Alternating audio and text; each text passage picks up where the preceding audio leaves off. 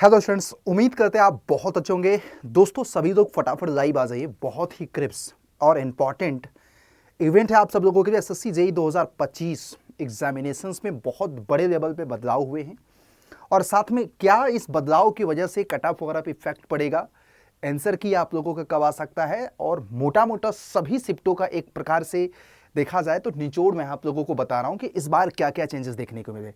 सबसे पहले तो मैं आपको बता दूं कि पहली बार ऐसा हो रहा है कि एसएससी जेईई के सीबीटी 1 एग्जामिनेशन, और गाइज अगर आप पहली बार हैं 2025 को टारगेट कर रहे थे, अब अगर आप 26 को टारगेट करना चाहते हैं या आप इस वीडियो को देख रहे हैं तो चैनल को सब्सक्राइब कर देना, क्योंकि जो भी हमारा ऑब्जर्वेशंस था पूरे शिफ्ट के पेपर के बाद, मैं आपको इस वीडियो को इसलिए बना रहा हूँ ताकि 2026 के बच्चों के लिए या आरआरबी या अदर एग्जामिनेशंस के बच्चों को आगाह कर सकूं, क्योंकि 2025 के एसएससी जेईई का एग्जाम आपके लिए लाइव है, राइट।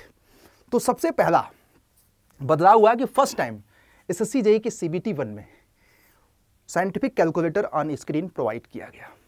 बहुत सारे लोग इस चीज़ के बारे में अवेयर नहीं थे कि साइंटिफिक कैलकुलेटर का यूज करके न्यूमेरिकल्स वगैरह को सॉल्व कर सकते हैं। तो 2026 के स्टूडेंट्स या आरआरबी जेईई के स्टूडेंट जब भी आप मॉक दें, जब भी आप प्रैक्टिस करें, तो आप इस चीज़ के लिए इंश्योर हो जाओ कि साइंटिफिक कैलकुलेटर का यूज करना आप जान जाए ड्यूरिंग द एग्जामिनेशंस। ये सबसे बड़ा बदलाव हुआ है।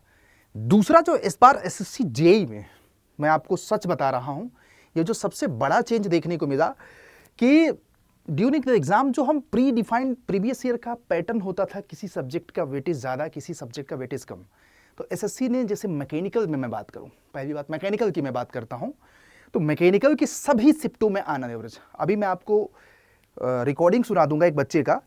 तो उस बच्चे ने कहा कि सर इस बार थ्योरी ऑफ मशीन और मशीन डिज़ाइन जैसे सब्जेक्ट का, आप सुनिए समझिएगा, theory of machine, machine design जैसे सब्जेक्ट का, प्रोडक्शन जैसे सब्जेक्ट का प्रीवियस ईयर में, जस्ट आप सुनिएगा जरा। हाँ सर, सभी शिफ्ट का हो गया सर। कल सर वो जी सर बोले कल जो मतलब ओवरऑल अगर देखा जाए तो क्या आज का पेपर कल के कंपैरिजन में मुझे लग रहा तब तो टफ हो गया। नहीं, आज का टफ हुआ सर, आज का। हाँ वही कल का भी, हाँ वही मैं बोल रहा था ये 4-5 के शिफ्ट में सर थर्मोडायनेमिक्स नहीं पूछ रहा था। आज के उसमें थर्मोडायनेमिक्स 11 क्वेश्चंस पूछा। ओके ओके ओके, मैं समझ गया 11 क्वेश्चन सर। आईसी इंजन से 2 क्वेश्चन पूछा सर। पावर प्लांट से बोलते सर 1-2 क्वेश्चन सर, खाली बेरेटन साइकिल से, उसकी एफिशिएंसी के ऊपर थोड़ा फिरा के पूछा sir. Okay okay okay okay. हाँ, और सर ये मैक नंबर के ऊपर ना सर ज्यादा वो एक कॉन्सेप्ट पूछा सर, वो फार्मूला भी नहीं था, डायरेक्ट अच्छा, अलग टाइप का कॉन्सेप्ट। मैं आपको पूरी बात सुना दूंगा। तो ये था कि जो प्रीवियस ईयर में ट्रेंड, इधर सिविल की बात करूं चाहे मैकेनिकल में चाहे इलेक्ट्रिकल में, जिस सब्जेक्ट का वेटेज ज़्यादा रहता था उसको एडुकेटर ने चेंज कर दिया। जैसे मैकेनिकल में प्रोडक्शन के वेटेज प्रीवियस ईयर में बहुत कम था, भर करके प्रोडक्शन दे दिया। Theory of machine, machine design जैसे सब्जेक्ट के लोग बहुत कम पढ़ते थे, उतना वेटेज नहीं देखते थे। सिर्फ थर्मोडायनेमिक्स, पूरा थर्मल वाला पार्ट, पावर प्लांट और फ्लूइड मैकेनिक्स ज़्यादा रखते थे। इनके वेटेज कुछ शिफ्ट में क्या कर दिया, बढ़ा दिया। तो हमें सीख क्या मिलती है? हमें सीख ये मिलती है कि अब हमें अपकमिंग एग्जामिनेशंस में, चाहे आपकी ब्रांच सिविल हो, चाहे मैकेनिकल हो, चाहे इलेक्ट्रिकल, जो आपके कोर सब्जेक्ट है सबको बराबर वेटेज देना है। जैसे आरआरबी क्या कर सकता है भाई, आरआरबी में प्रोडक्शन इंजीनियरिंग का अच्छा खासा वेटेज है। प्रीवियस ईयर का ट्रेंड को एग्जामिन किया जाए 24 और 19 का, हो सकता है कि 25 वाले में आरआरबी में प्रोडक्शन कमा करके thermal, power plant, IC, RAC आ जाए। तो स्टूडेंट्स मैं आपसे रिक्वेस्ट करूंगा, अब आपको सारे ही सब्जेक्टों को बैलेंस तरीके से तैयारी करना है अगर सच में आज के दौर का एग्जाम निकालना चाहते हो, क्योंकि आप नहीं कर रहे हो तो कोई ना कोई तो आपके जगह पे कर रहा है। अब सबसे ज्यादा एक बड़ी बात सेम इलेक्ट्रिकल में देखिएगा, इलेक्ट्रिकल के मोस्ट ऑफ द शिफ्ट में न्यूमेरिकल क्वेश्चंस के वेटेज ज्यादा बढ़ गए। 40 क्वेश्चंस, 35 क्वेश्चंस, 42 क्वेश्चंस तक न्यूमेरिकल आए। और एसएससी जेईई जैसे एग्जामिनेशंस में अगर इतना न्यूमेरिकल आ रहा है, इट मींस कि वो पेपर प्रीवियस ईयर के कंपैरिजन में क्या हो गया, टफ हो गया। तो इसका इफेक्ट किस पे पड़ेगा, कट ऑफ पे पड़ेगा इलेक्ट्रिकल का। हालांकि नॉर्मलाइजेशन जब होगा तो एसएससी इस चीज़ को फेयर तरीके से, मैकेनिकल इलेक्ट्रिकल का कट ऑफ कॉमन बनता है, इस चीज़ को कंसीडर करेगा, करना चाहिए, है ना, ताकि मैकेनिकल के बच्चों के साथ भी अन्याय ना हो और इलेक्ट्रिकल के बच्चों के साथ भी अन्याय ना हो। तो वो एसएससी को बहुत इस बार बहुत बड़ा टास्क है कि इस चीज़ को सही तरीके से एड्रेस करे। अदरवाइज दोनों ही ब्रांच का पेपर मैं बोलूँ, मैकेनिकल का भी पेपर इतना आसान नहीं था, इलेक्ट्रिकल का पेपर भी इतना आसान नहीं था, बट दोनों के पेपर के लेवल में बहुत ज़्यादा चेंजेस हैं। अब मैं बात कर देता हूँ सिविल का।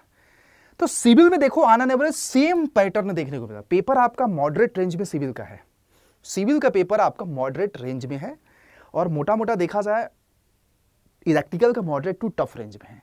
मैकेनिकल का मॉडरेट है, पूछो क्यों? क्योंकि पैटर्न डिस्ट्रीब्यूशन इस बार प्रीवियस ईयर जैसा नहीं रहा।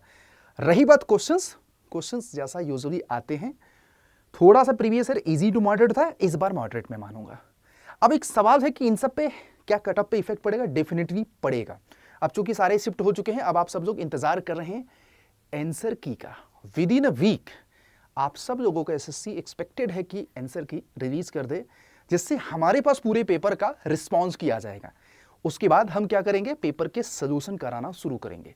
जब आपको रिस्पॉन्स किया जाएगा ना, तो हम एग्जैक्ट बता सकते हैं कि यार ये वाला शिफ्ट का पेपर टफ है, ये वाला शिफ्ट का पेपर आसान है, इस शिफ्ट में इतने नॉर्मलाइजेशन हो सकते हैं, इस शिफ्ट में इतने।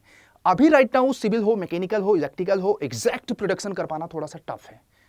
जब हम सारी चीजें करेंगे तो एक सप्ताह का इंतजार करिए एटलीस्ट। अब दूसरा कट ऑफ की बात, तो हम सब लोग कट ऑफ पे एक डिटेल चर्चा कर चुके हैं ऑलरेडी, उस वीडियो को जाकर के देख लीजिएगा। हमने कट ऑफ में यही बोला है आप लोगों के लिए कि civil, mechanical engineering, electrical engineering के लिए एक्सपेक्टेड कट ऑफ जो जा सकता है बेस्ड ऑन योर परफॉर्मेंस। तो देखो ये मत सोचना कि पेपर थोड़ा सा अनबैलेंस हो गया तो कट ऑफ बहुत कम जाएगा, ऐसा कुछ नहीं है। आप समझना, आप इतने बड़े क्राउड में पेपर दे रहे हो कि आप माना कि मैकेनिकल में प्रोडक्शन नहीं पढ़ रहे थे, theory of machine and machine design नहीं पढ़ रहे थे, लेकिन बहुत सारे बच्चे आप ही लोगों में से गेट, ईएससी एंड तमाम तरह के बीटेक के स्टूडेंट्स, डिप्लोमा के हैं, जो डिफरेंट एग्जामिनेशंस की तैयारी करके इस सब्जेक्ट को अच्छा खासा पढ़ रहे थे। तो मुझे नहीं लगता है कि कट ऑफ पे बहुत ज़्यादा मेजर इफेक्ट पड़ेगा। हाँ, ये है कि उन लोगों को ज़रूर डेंट लगेगा जो स्पेसिफिक डोमेन में जाकर के प्रिपरेशंस कर रहे थे, उनको इस एग्जाम से हो सकता है थोड़ा सा झटका लगे। जिन्होंने इन सब्जेक्टों को ज़्यादा नहीं पढ़ा, सेम फॉर सिविल में बीएमसी का वेटेज प्रीवियस ईयर में बहुत ज़्यादा हुआ करता था, इस बार उसका वेटेज थोड़ा सा कम कर दिया है, राइट। और सिविल में भी मोस्ट ऑफ द सब्जेक्टों के बैलेंस पेपर बनाया आना है, और सिविल का ऐसा ही बनता है बस ये। तो यहाँ पे कट ऑफ अगर देखा जाए तो कट ऑफ पे हम लोगों ने डिटेल चर्चा की है, और आप जनरल कैटेगरी के लिए सिविल इंजीनियरिंग के इतना, ओबीसी के लिए इतना, ईडब्ल्यूएस के लिए इतना, एससी एसटी के लिए इतना, ये हमारा कट ऑफ का रेंज है। आप सब लोग जाकर के डिटेल वीडियो देख सकते हैं। इसमें अगर 5 नंबर कम भी है, 5 से 7 नंबर, तो हो सकता है आपके शिफ्ट के मार्क्स कम है, पेपर टफ था तो आपके मार्क्स कम है, तो आपका मार्क्स नॉर्मलाइज होकर के इस रेंज में आ जाए। सेम फॉर मैकेनिकल इंजीनियरिंग और इलेक्ट्रिकल इंजीनियरिंग, तो मॉडरेट टू हाई के रेंज में आपका पेपर है, डिफिकल्टी लेवल, तो यहाँ पे आपका कट ऑफ इस रेंज में हो सकता है। अब नो डाउट इलेक्ट्रिकल के कुछ ऐसे बच्चे होंगे, मैकेनिकल का लास्ट शिफ्ट का जैसे बच्चा मैं आपको बात करा रहा था, तो उसमें क्या है, ओवरऑल पेपर थोड़ा सा टफ आ गया, तो आप इस बात है आपके नंबर 10 से 12 नंबर तक नॉर्मलाइज हो सकते हैं। तो जो हम आपको कट ऑफ रेंज बता रहे हैं उससे अगर इतने से कम है, आपका शिफ्ट टफ है, तो ऑटोमेटिक आपका मार्क्स बढ़ करके इतना हो जाएगा। ये जो मार्क्स में बता रहा हूँ आफ्टर नॉर्मलाइजेशन, है ना, इस चीज़ को इंश्योर कर लेना, तो ये आपको कट ऑफ वगैरह हो जाएगा। बाकी बहुत सारे बच्चे आप सब लोगों में से ऐसे होंगे जो प्रिपेयर करेंगे फर्दर एग्जामिनेशंस के लिए, आपके पेपर अच्छे नहीं हुए हैं।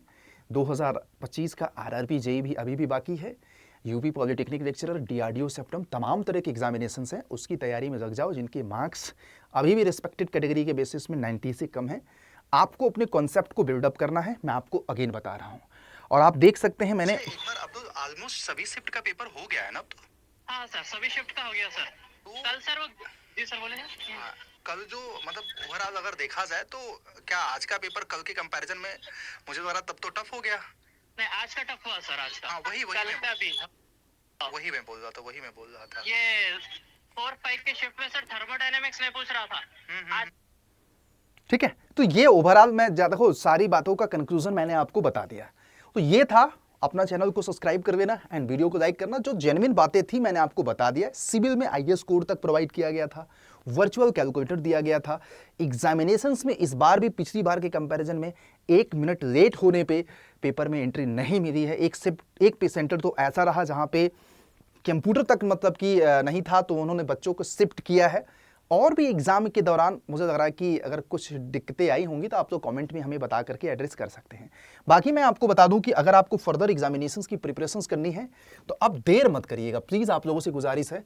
अडा 24/7 की वेबसाइट पे जाइए, फटाफट आप लोग विजिट करिए, अपने एग्जामिनेशंस जो टारगेटेड हैं उनकी प्रिपरेशंस, आरआरबी टारगेट है, डीआरडीओ टारगेट है, यूपी पॉलिटेक्निक लेक्चरर टारगेट है, या बीटीएससी टारगेट है, या डीडीए टारगेट है, जो भी है मैं बोलूँगा कि ऑल इन वन आपके रिस्पेक्टेड ब्रांच का महापैक आप इसको ज्वाइन कर सकते हैं। मैकेनिकल का महापैक जो कि आपका व्यू ऑफर में जा करके आप इसके लिए कूपन कोड लगा करके ज़रूर यहाँ पे ज्वाइन करते समय मेरे प्यारे स्टूडेंट यही कूपन कोड लगाइएगा, क्योंकि आप इससे मेरी मेंटरशिप में रहोगे, आइदर मैकेनिकल हो, चाहे सिविल हो, चाहे इलेक्ट्रिकल।